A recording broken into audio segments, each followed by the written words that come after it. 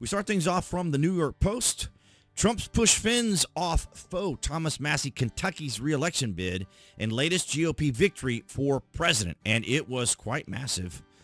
President Trump claims his latest political scalp Tuesday night after Republican Thomas Massie, Republican of Kentucky, lost his hotly contested House primary to the commander-in-chief's hand-picked challenger, Ed Gallrein. Gallrein, a Trump-backed former and retired Navy SEAL, triumphed over Massie by about 10 percentage points in the Bluegrass State's 4th congressional district race, which will go down as the most expensive primary race in U.S. history, with more than $32 million spent on political ads. That's right, ladies and gentlemen. And the interesting thing about it is Kentucky has a closed primary. So that means that the Democrats and independents could not register as Republicans to be able to vote for Massie, which was an interesting strategy there in Kentucky, knowing that, of course, Thomas Massie has been a thorn in the side of the president now, of course, especially with, them trying to pass the filibuster.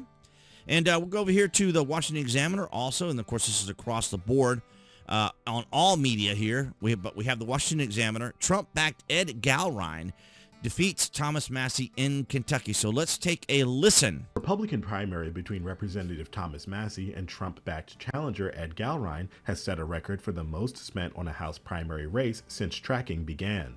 Nearly $33 million has been spent on advertising and media in the Kentucky contest after Trump targeted Massie for breaking with him over the Epstein files. The race has also become a showcase for increasingly aggressive AI-generated campaign ads. One anti-Massie ad uses AI to depict the congressman dining and holding hands with Representative Alexandria Ocasio-Cortez and Ilhan Omar.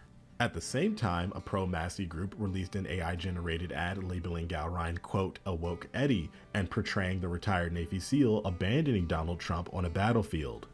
Massie has said pro-Israel AIPAC has spent $3 million on ads just last weekend. In total, AIPAC's election branch has spent $4.1 million on the primary, according to FEC data. The race is shaping up as another test of Trump's grip on the Republican Party during the 2026 midterm election cycle. Absolutely. I had to catch it right there before the copyright music came on.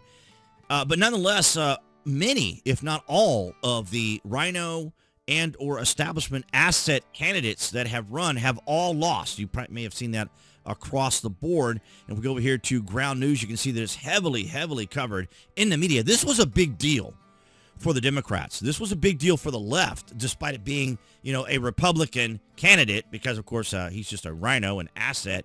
But Trump-backed Ed Gallrein right there defeats Thomas Massie. So there you have it. Of course, AI is being used a lot in many things now. Of course, my crack staff, ChatGPT, is there to help out with many of the things that we do here on the BuzWeaver channel now. And, of course, Eric Doherty, I should say, NBC is stunned at how much Trump-endorsed Ed Gallrein is outperformed Thomas Massie. And it's interesting because this is across the board. And, of course, they just go back and forth in their dialogue. I mean, if you want to listen to a little bit of it, we can listen to it here. And Ed Gallrein seems to be outperforming almost in all of the districts you're seeing so far, with the exception of the small district you just mentioned. And the question mark here in Oldham County, just because, Massie did a little bit better with that update. But, again, Massie needs to be winning. They're not coming close. And they're not even coming close. Never even came close. And, of course, the mainstream media is incredibly saddened. Democrat, angered and saddened by Republicans' primary loss. Well, they shouldn't be, because their whole existence right now is based upon focusing almost directly on select group of Americans instead of all Americans.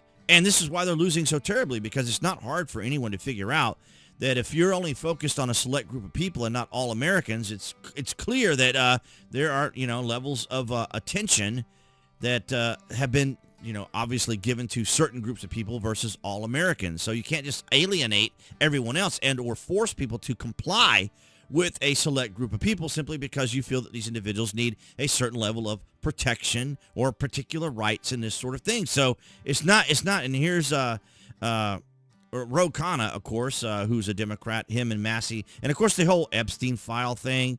You guys already know about that whole deal. It's been pretty much tainted. If there was anything in the Epstein files that were going to destroy Donald Trump or be incriminating to Trump, the Democrats would have already used it.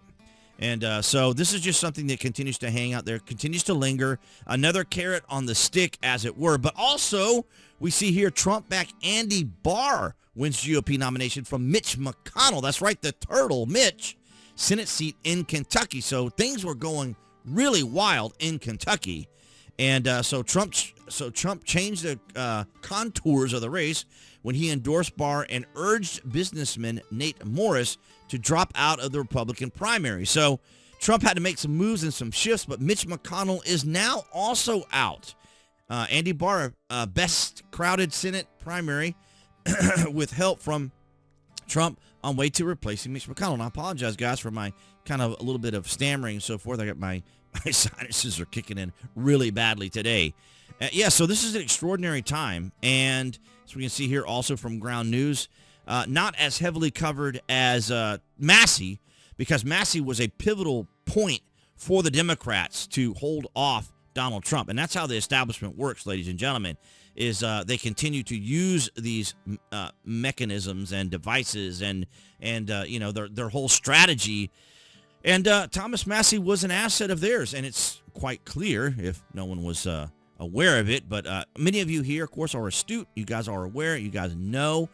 So Thomas Massie, of course, as well as Mitch McConnell and others, will still be there for another 7 months. So CNN and the others were using their copamine to deal with the fact that they've got another 7 months of these individuals. So we'll have to see if the Save America Act, they're with the filibuster, as I mentioned earlier. We'll have to see how that will be impacted. I can't imagine thinking that we're going to go 7 months trying to pass the budget with the filibuster. It's extraordinary to think that all this is going on right now, but Trump is winning left and right. The Democrats are going to be upset. And with all of the changes with SCOTUS that we saw there, when it comes to gerrymandering in various states, the Republicans are now taking advantage of that. And they should win this. They should keep the Senate. That should not be in dispute. But in the House, if they win the House, I can only imagine what the Democrats are going to do if the Republicans win back the House and keep the Senate, or even get some sort of majority in the House. It would be extraordinary to see. But nonetheless, guys, thank you so much for your guys' continued support. That's BitChute, Rumble, Odyssey, you guys across New Tech. Thank you so very much. And everyone here on YouTube. Appearing there on the screen, that's going to be the channel icon. You guys can click on that to subscribe, as well as to select notification. That way you'll know when there's content here on the channel. And I'll see all you guys in the next video.